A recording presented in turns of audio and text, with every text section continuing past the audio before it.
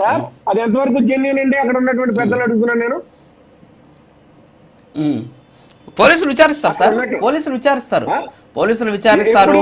Judge గారికి తీసుకెళ్లి madam కాదు జడ్జి గారి దగ్గరికి తీసుకెళ్ళి కాదు సార్, జడ్జి గారి దగ్గరికి తీసుకెళ్లి ఒక ఎమ్మెల్యే కాదు జడ్జి గారి దగ్గరికి తీసుకెళ్లి సార్ వీళ్ళ కూటమి చెప్పింది అర్జెంట్ గా మీరు రిమాండ్ వేసాడంటే వేసారు కాదు సార్, కాదు ఒక ఎమ్మెల్యేని తీసుకెళ్లి కాదు సార్ రిమాండ్ ఎందుకు ఇచ్చారు? కాదు సార్ రిమాండ్ ఎందుకు ఇస్తారు?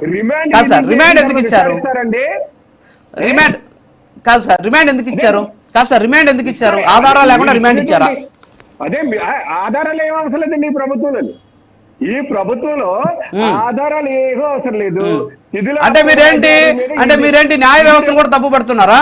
కాదు సార్, అంటే న్యాయ వ్యవస్థను కూడా తప్పు పడుతున్నారా ఇజ్రాయల్ గారు? మీరు పోలీసుల ప్రొటెక్షన్ పోలీసులు పెట్టినటువంటి కేసు మీద అరెస్ట్ చేస్తున్నారు. పోలీసులు కాదు సార్ రిమాండ్ ఇచ్చేది, పోలీసులు కాదు రిమాండ్ ఇచ్చేది, కాదు సార్ రిమాండ్ ఇచ్చేది పోలీసులు కాదు సార్ రిమాండ్ ఇచ్చేది జడ్జి గారు.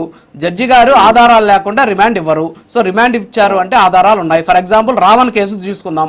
రావణ్ కేసులో ఇదే జడ్జి గారు రిమాండ్ రిజెక్ట్ చేస్తే మాత్రం న్యాయం గెలిచింది, మేము పోరాటం చేశాం, సో వాళ్ళు ఆధారాలు చూపించలేకపోయారు అందుకని రిజెక్ట్ చేశారు అన్నారు.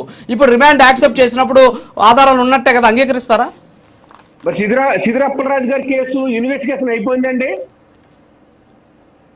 సిద్ధిరప్పలరాజు కేసు అంటే కళ్ళ ముందు కనిపించట్లేదా మీకు? కాదు సార్ శ్రీధరి అప్పలరాజు గారి కేసు కాదు సార్. నేను ప్రశ్న సమాధానం మీకు దానికి కూడా నేను ఆన్సర్ చేస్తా. ప్రశ్న సమాధానం కాదు ఇక్కడ. నేను అడిగింది ఏంటి, రావణ కేసులో మీరే చెప్పారు ఆధారాలు లేకుండా అరెస్ట్ చేశారు, జడ్జి మొట్టికాయలేసి వీళ్ళకి రిమాండ్ రిజెక్ట్ చేశారు అని చెప్పేసి. సో రిమాండ్ రిజెక్ట్ చేస్తే ఆధారాలు లేకపోతే రిమాండ్ రిజెక్ట్ చేస్తారు. ఇక్కడ రిమాండ్ యాక్సెప్ట్ చేశారంటే ఆధారాలు ఉన్నట్టే కదా, అవునా కాదా?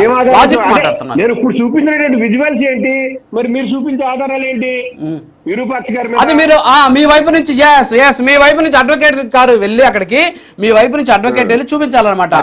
ఒరిజినల్ ఇదంటే అని చెప్పేసి ఒక ట్యాబ్ ఉంటుంది, వాళ్ళు మొబైల్ లో అప్లై చేయాలన్నమాట. ఒక ట్యాబ్ ఒక ల్యాప్టాప్ ఎత్తుకొని పోయి జడ్జి గారి దగ్గరికి వెళ్ళి వివరాలు చూపిస్తే జడ్జి గారు ఓకే అయితే రిమాండ్ ని యాక్సెప్ట్ ఆర్ రిజెక్ట్ అనేది చేస్తారు. ఒక నిమిషం సరే మన ఇద్దరికి వాదన వద్దులేండి సార్ ఇజ్రాయల్ గారు, మన ఇద్దరం ప్రతి డిబేట్ లో మన ఇద్దరం వాదన వద్దులే కానీ ఒక్క నిమిషం అంటే వాస్తవాలు మాట్లాడడం కోసం ఒక్క నిమిషం బ్రేక్ ఉంది, బ్రేక్ తర్వాత మీకే ఇస్తా టైం. Break please.